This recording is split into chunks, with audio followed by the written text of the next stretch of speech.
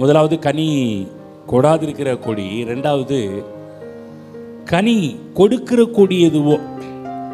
கனி கொடுக்குது, கனி கொடுக்கறதுனால தேவன் அதை அப்படியே விடலை. திரும்ப படிக்கிறோம், கனி கொடுக்கிற கொடி எதுவோ அது அதிக கனிகளை கொடுக்கும்படி அதை சுத்தம் பண்ணுகிறார். இந்த 2ஆம் வசனத்திலேயே 3 ப்ராசஸ் வந்துருச்சு.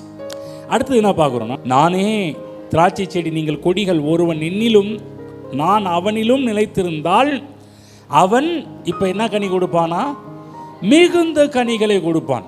இப்போ 4வது ப்ராசஸ் என்னென்ன? முதல்ல கனியே இல்லாத ஒரு வாழ்வு.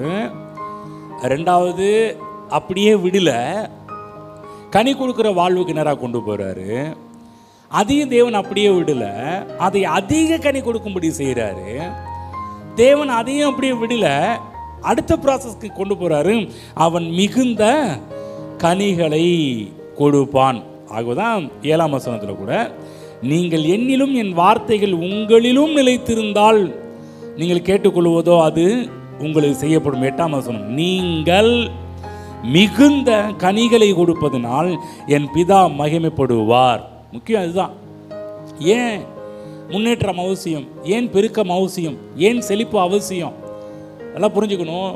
நாம் நன்றாக இருக்க நம்முடைய பிதா மகிமைப்படுவார்.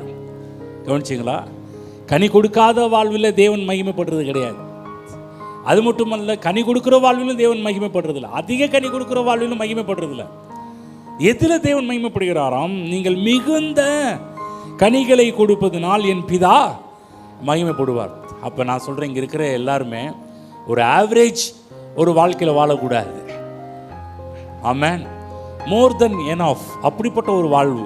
அதாவது மிகவும் அதிகமாக மிகுந்த கனிகளை கொடுக்க வேண்டும்.